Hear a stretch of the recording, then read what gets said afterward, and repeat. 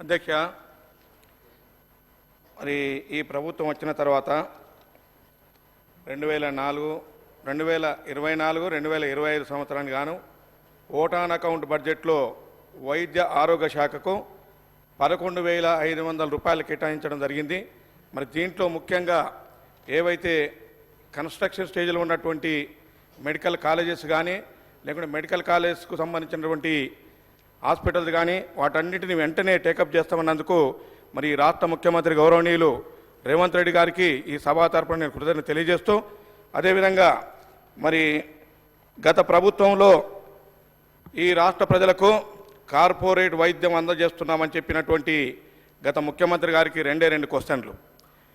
ఒకటి, మీరు కార్పొరేట్ వైద్యం అందించలేరు కానీ కనీసం వైద్యం కూడా అందించలేనటువంటి దుర్భర పరిస్థితుల్లో వైద్య రంగం ఉన్నది. దాంట్లో ముఖ్యంగా ఈ వైద్య రంగం అంటే వైద్యో నారాయణో హరి అంటే వైద్యుడు దేవునితో సమానమని చెప్తారు. మరి ఈ రాష్ట్రంలో ముఖ్యమైనటువంటి రంగాలు education and health. Me education health పైన ప్రభుత్వం ఏ ప్రభుత్వం అయినా పెద్ద ఎత్తున దృష్టి పెట్టి వీటిని అన్ని రకాలుగా ఆదుకుంటేనే ప్రజలు బాగుంటారు అధ్యక్ష. మరి మనం the sound mind will observe the sound matter. అందుకే మనకు బ్రెయిన్ బాగా పనిచేయాలంటే మంచి హెల్తీగా ఉండాలి అధ్యక్ష. మరి హెల్తీగా ఉండాలంటే ప్రభుత్వ పరంగా వారికి అన్ని రకాలుగా కూడా ప్రైమరీ హెల్త్ సెంటర్ నుంచి మొదలుకొని community health centre, area hospital, అదేవిధంగా డిఎంఈ అంటే డైరెక్టర్ మెడికల్ ఎడ్యుకేషన్ కింద వచ్చే మెడికల్ కాలేజెస్ కానీ ఇవన్నీ కూడా సక్రమంగా పనిచేసినప్పుడే ప్రజలకు నిజమైనటువంటి వైద్య సదుపాయాలు కలుగుతాయి. అదేవిధంగా డాక్టర్స్ ఆ రకంగా పనిచేస్తారు అధ్యక్ష. ముఖ్యంగా ఏమిటంటే దీంట్లో ఈ పిహెచ్సిలలో ఎక్కడ చూసినా కానీ డాక్టర్స్ కొరత ఉంది అధ్యక్ష.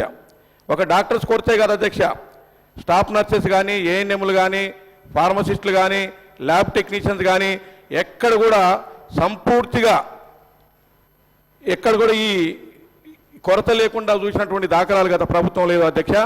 మరి ఎప్పుడు చెప్పినా అటు మాజీ ముఖ్యమంత్రి గారు కానీ లేకుంటే మాజీ వైద్య శాఖ మంత్రివర్యులు కానీ మేము గతంలో బ్రహ్మాండమైనటువంటి వైద్యాన్ని అందించమని చెప్పుకున్నటువంటి వాళ్లకు ఇప్పటి వరకు కూడా మన కట్టినటువంటి బిల్డింగ్లు ఏవైతే ఏరియా హాస్పిటల్లో ప్రతి కాన్స్టిట్యున్సీ హెడ్ క్వార్టర్లో ఏరియా హాస్పిటల్లో దాదాపుగా 25 కోట్లు పెట్టి బిల్డింగ్లు కట్టించారు అధ్యక్ష. ఇప్పటి వరకు కూడా అక్కడ క్యాడర్ స్ట్రెంత్ లేదు అధ్యక్ష. దాదాపు 16 మంది నుంచి 26 మంది వైద్యులు ఉండాలి అధ్యక్ష. 65 మంది స్టాఫ్ నర్సులు ఉండాలి, అదేవిధంగా టెక్నీషియన్స్ ఉండాలి, సూపర్ స్పెషలిస్టులు ఉండాలి, బ్లడ్ బ్యాంక్ ఉండాలి, సెంట్రల్ ఆక్సిజన్ ఉండాలి, అదేవిధంగా ఎక్విప్మెంట్స్ సంబంధించినటువంటి వెంటిలేటర్ సపోర్ట్, అది క్యాజువాలిటీ కానీ ఐసీయూ కానీ వెంటిలేటర్ సపోర్ట్ ఉంటేనే హాస్పిటల్కు సార్థకత ఉంటుంది అధ్యక్ష. ఇప్పటి వరకు ఏ హాస్పిటల్ కూడా లేకపోతే ముఖ్యంగా మరి అచ్చంపేటలో గతంలో ఉన్నటువంటి వైద్య ఆరోగ్య శాఖ మంత్రివర్యులు ఎవరు మన హరీష్ రావు గారు ఆధారగా హాస్పిటల్ ఓపెన్ చేసి ఇప్పటి వరకు ఎటువంటి ఎక్విప్మెంట్స్ కానీ ఏవి కూడా సమకూర్చలేదు అధ్యక్ష. దానికి తోడుగా కనీసం సెంట్రల్ ఆక్సిజన్ కూడా సప్లై చేసేటువంటి పరిస్థితి లేదు అధ్యక్ష. మరి నేను ఈ ప్రభుత్వాన్ని మరి అదేవిధంగా ముఖ్యమంత్రి గారితో పాటుగా మంత్రివర్యులు మెడికల్ అండ్ హెల్త్ మినిస్టర్ గారిని రిక్వెస్ట్ చేస్తా ఉన్నా అధ్యక్ష. మొన్న మా అచ్చంపేటకు వచ్చినప్పుడు వారిని వెంటనే 2 హాస్పిటల్ శాంక్షన్ చేసి క్యాడర్ స్ట్రెంత్ను కూడా ఇస్తామన్నారు. ఒక అచ్చంపేటే కాదు అధ్యక్ష, ఇవి చాలా చోట్ల ఈ మెడికల్ అండ్ హెల్త్కు సంబంధించినటువంటి ఏవైతే ఇష్యూస్ ఉన్నాయో వీటి మీద దృష్టి పెట్టకుండా కేవలం అరకొరగా ఈ మెడికల్ అండ్ హెల్త్ను సంబంధించినటువంటి విషయాలు గత ప్రభుత్వం పెడచెవిన పెట్టి ఈ ఆరోగ్యంగా ఉండాల్సినటువంటి ప్రజలకు ఏవైతే డాక్టర్స్ అందించాల్సినటువంటి మెడిసిన్స్ కానీ ఇన్వెస్టిగేషన్స్ కానీ ఇవన్నీ ఏవి చెప్పకుండా ఏవి చేయకుండా కనీస సౌకర్యాలు కల్పించకుండా మరి ఈ రకంగా అస్తవ్యస్తం చేసినటువంటి ఘనత గత ప్రభుత్వం అధ్యక్ష. అదేవిధంగా మేమందరం కూడా ఉస్మానియా మెడికల్ కాలేజీలో చదువుకున్నాం అధ్యక్ష. ఈ సభలో దాదాపు 15 మంది డాక్టర్లు ఉన్నాం అధ్యక్ష. దాంట్లో 7 మంది ఉస్మానియా మెడికల్ కాలేజీ నుంచి చదువుకున్నటువంటి వాళ్ళు ఉన్నాం. ఉస్మానియా మెడికల్ కాలేజీ అస్తవ్యస్తంగా తయారైంది అధ్యక్ష. మొన్న గవర్నర్ గారు వెళ్ళి ఉస్మానియా మెడికల్ కాలేజీ సందర్శించి ఈ హాస్పిటల్ వెంటనే కొత్త హాస్పిటల్ కట్టాలని చెప్పినప్పటికీ కూడా హెరిటేజ్ పేరుతో ఇది కట్టకూడదని చెప్పి కోర్టులో కేసు ఉన్నప్పటికీ కూడా ఈ కేసును మరి వాళ్ళు పరిష్కారం చేయకుండా కేసును అటెండ్ కాకుండా అది ఒకవేళ హెరిటేజ్ అని ఉంటే దానికి సంబంధించినటువంటి ఆ బిల్డింగ్ అలానే ఉంచి కొత్త స్థలాన్ని తీసుకొని మరి బిల్డింగ్ కట్టాల్సిన అవసరం ఉన్నప్పటికీ కూడా మరి గత ప్రభుత్వం దాన్ని పెడచెవిన పెట్టింది అధ్యక్ష. మరి ఈ ప్రభుత్వం వెంటనే ఉస్మానియా మెడికల్ కాలేజీతో పాటు ఉస్మానియా జనరల్ హాస్పిటల్ దీనికి అత్యంత పేరున్నది అధ్యక్ష. మీరు ఉస్మాన్ అలీ ఖాన్ గారు ఎప్పుడు 1929లో నిర్మించారు అధ్యక్ష. మొదట ఇది అఫ్జల్గంజ్ దవాఖానా అధ్యక్ష. తర్వాత చాలా కొన్ని లక్షల మందికి ట్రీట్మెంట్ ఇచ్చినటువంటి ఘనత ఉస్మానియా మెడికల్ కాలేజీ దక్కింది అధ్యక్ష. అదేవిధంగా మరి గాంధీ హాస్పిటల్ అధ్యక్ష. గాంధీ హాస్పిటల్లో పోయినసారి 2020 జనవరి 30 నాడు కేరళలో కోవిడ్-19 మనకు అనుకున్నాం అధ్యక్ష.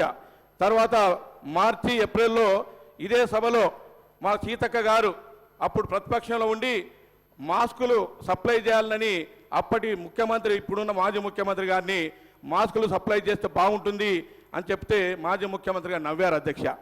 ఏమిటండి కోవిడ్ ఏంటి రావడం ఏంటి, చిన్న పారాసెటమాల్ వేసుకుంటే తగ్గిపోతుంది, మాస్కులు ఏం అవసరం ఉందా అని అవహేళనగా మాట్లాడినటువంటి గత ముఖ్యమంత్రి కోవిడ్-19 మేనేజ్ చేయడంలో పూర్తిగా విఫలమయ్యారు అధ్యక్ష. మరి గత గాంధీ హాస్పిటల్లో కోవిడ్ హాస్పిటల్ చేసి కనీసం పీపీ కిట్లు లేకుండా, క్యాప్ మాస్కులు లేకుండా, కనీస డ్రగ్గులు ప్రొవైడ్ చేయకుండా ఈ రాష్ట్రాన్ని అతలాకుతలం చేసినటువంటి ఘనత గత ముఖ్యమంత్రి గారు అధ్యక్ష. ఇప్పుడు గొప్పలు చెప్పుకుంటున్నారు కదా. మరి నేను ఒక్కటే ఒక క్వశ్చన్ అడుగుతా అధ్యక్ష. సుప్రీంకోర్టు అడిగింది అధ్యక్ష, ఎంతమంది కోవిడ్ పేషెంట్ చనిపోయారు ఈ రాష్ట్రంలో అంటే వాళ్ళు ఇచ్చినటువంటిది 4,000 చిల్లర అధ్యక్ష.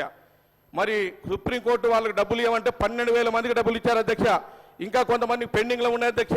ఇవన్నీ ఎందుకు చెప్తున్నానంటే గతంలో గత ప్రభుత్వం ఏ రకంగా ఈ మెడికల్ అండ్ హెల్త్ను నిర్లక్ష్యం చేసిందో ఇది మంచి ఉదాహరణ అధ్యక్ష. కాబట్టి నేను ఏమంటున్నానంటే ఇప్పటికైనా మన ప్రభుత్వం వచ్చింది, చాలా సంతోషం. మరి ఏదైతే బ్యాలెన్స్ వర్క్లు ఎక్కడెక్కడైతే ఉన్నాయో మెడికల్ కాలేజెస్ కానీ హాస్పిటల్స్ కానీ అదేవిధంగా క్యాడర్ స్ట్రెంత్ కానీ అదేవిధంగా అన్నిటికి మించి ఈ రాష్ట్రంలో పెద్ద మొత్తంలో ఈ స్టాఫ్ నర్స్ కొరత ఉంది అధ్యక్ష. ప్రతి హాస్పిటల్లో 50% కూడా స్టాఫ్ నర్సు లేరు అధ్యక్ష. డాక్టర్స్ కొరత ఉంది అధ్యక్ష. అదేవిధంగా ఫార్మసిస్టులకు కొరత ఉంది అధ్యక్ష. కాబట్టి దయచేసి ముఖ్యమంత్రి గారు మీతో విజ్ఞప్తి చేస్తా ఉన్నాను, గత ప్రభుత్వం ఎట్లాగో మర్చిపోయింది అధ్యక్ష మెడికల్ అండ్ హెల్త్ను. మరి గతంలో 2004, 2014 వరకు ఉన్నటువంటి కాంగ్రెస్ పార్టీ ప్రభుత్వంలో ఆరోగ్యశ్రీ పెట్టాం అధ్యక్ష. అదే ఆరోగ్యశ్రీని ఇవాళ 5 lakhs నుంచి 10 lakhs వరకు ఎన్హాన్స్ చేసి ఈ రాష్ట్ర ప్రజలకు మెరుగైన వైద్యం అందించాలని ఒక దృఢ సంకల్పంతో మన ముఖ్యమంత్రి గారు పెద్దలు రేవంత్ రెడ్డి గారు మరి అనౌన్స్ చేయడం వల్ల ఇవాళ రాష్ట్ర ప్రజలందరూ కూడా కొంత ఊపిరి పీల్చుకున్నారు అధ్యక్ష. రెండవది ఏమిటంటే దీంతో పాటుగా ఈ రాజీవ్ ఆరోగ్యశ్రీ ఏదైతే ఉందో దానికి అనుగుణంగా ఇంకా వీలుంటే హెల్త్ ఇన్సూరెన్స్ కార్డ్స్ కూడా మరి జనరల్ పబ్లిక్ ఎట్లాగో ఎంప్లాయీస్కి అయితే ఉంది అధ్యక్ష. మరి వాళ్ళకు కూడా జనరల్గా ఉన్నటువంటి బిలో పావర్టీ లైన్లో ఉన్నటువంటి వాళ్లకు ప్రభుత్వం మళ్ళీ హెల్త్ కార్డు ఇష్యూ చేస్తే బాగుంటుందని నా సలహా అధ్యక్ష. అదేవిధంగా ఇవాళ చాలా వరకు మరి హెల్త్ పైన మనం దృష్టి పెడతా ఉన్నాం అధ్యక్ష. అన్నిటికి మించి ఇంకో చిన్న విషయం ఏంటి అధ్యక్ష అంటే గతంలో కరోనా సమయంలో గాంధీ హాస్పిటల్లో ఒక నోడల్ ఏజెన్సీని ఏర్పాటు చేశారు అధ్యక్ష. ఆ నోడల్ ఏజెన్సీ ద్వారా చాలామంది స్టాఫ్ నర్సులను రిక్రూట్ చేశారు అధ్యక్ష. మరి వాళ్ళను ఆ స్టాఫ్ నర్సులను మొన్నటికి ఒక 1 year బ్యాక్ ఈ స్టాఫ్ నర్సులు మొత్తం కూడా అవుట్ సోర్సింగ్ తీసుకున్న వాళ్ళందరూ కూడా వాళ్ళ విధుల నుంచి తొలగించడం జరిగింది అధ్యక్ష. కాబట్టి దయచేసి వాళ్ళను ఏదో రకంగా ప్రభుత్వం వాళ్ళను అబ్జర్వ్ చేసే విధంగా ప్రయత్నం చేయాలని కోరుతా ఉన్నాం. మొన్న 6,000 పైచులకు ఈ రాష్ట్రంలో స్టాఫ్ నర్సులను రిక్రూట్మెంట్ చేసినటువంటి ఘనత కాంగ్రెస్ పార్టీకి దక్కింది అధ్యక్ష. అదే తరహాలో మళ్ళీ త్వరలోనే మీరు డాక్టర్స్ రిక్రూట్మెంట్ కానీ ఫార్మసిస్ట్ కానీ ఏవైతే ఖాళీలు ఉన్నాయో అవన్నీ కూడా పూర్తి చేస్తే నిజంగా ఈ తెలంగాణ రాష్ట్రం ఏదైతే కోరుకున్నదో కాంగ్రెస్ పార్టీ నుంచి ఆ తరహాలో మనం అంతా పనిచేయాల్సింది కోరుతూ అన్నిటికి మించి ఇంకొకటి ఏమైనా అధ్యక్ష అంటే గతంలో ఏవైతే చెప్పిందో ఉస్మానియా మెడికల్ కాలేజీ కన్స్ట్రక్షన్ కానీ గాంధీ హాస్పిటల్లో ఉన్నటువంటి స్టాఫ్ నర్సుల రిక్రూట్మెంట్ కానీ అదేవిధంగా కేఎంసీ ఇవన్నీ కూడా గతంలో ఎప్పటి నుంచో ఉన్నటువంటి మెడికల్ కాలేజెస్ కాబట్టి వీటికి చాలా వరకు ఫెసిలిటీస్ ఉన్నాయి అధ్యక్ష. అదేవిధంగా నిన్న మొన్న మరి వాళ్ళు చెప్పినట్టుగా జిల్లాకు ఒక మెడికల్ కాలేజీ పెట్టామని గొప్పలు చెప్పుకుంటున్నట్టు వాళ్లకు నేను ఒకటే కోరుతున్నాను అధ్యక్ష. అక్కడ చాలా వరకు స్టాఫ్ లేదు, మెడికల్ కానీ పారామెడికల్ కానీ స్టాఫ్ లేదు, బిల్డింగ్ల కొరత ఉంది, అరకొరగానే ఇప్పటికి కూడా క్లాసులు ఉన్నాయి. ఇప్పటికే చాలా హాస్పిటల్లో థియరిటికల్ క్లాసెస్ నడుస్తున్నాయి. మరి 18 months తర్వాత ఇది క్లినికల్ స్టార్ట్ అవుతుంది కాబట్టి క్లినికల్ క్లాసెస్ స్టార్ట్ కాకముందే అక్కడ ఏవైతే నిబంధనలకు అనుగుణంగా ఐఎంసీ ఇండియన్ మెడికల్ కౌన్సిల్ ఏదైతే ఉందో దానికి అనుగుణంగా కావాల్సినటువంటి ఏర్పాట్లు చేస్తేనే ఈ మెడికల్ కాలేజ్ గుర్తింపు ఉంటుంది అధ్యక్ష. దయచేసి వాటి మీద దృష్టి పెట్టాలని కోరుతా ఉన్నాం అధ్యక్ష. అదేవిధంగా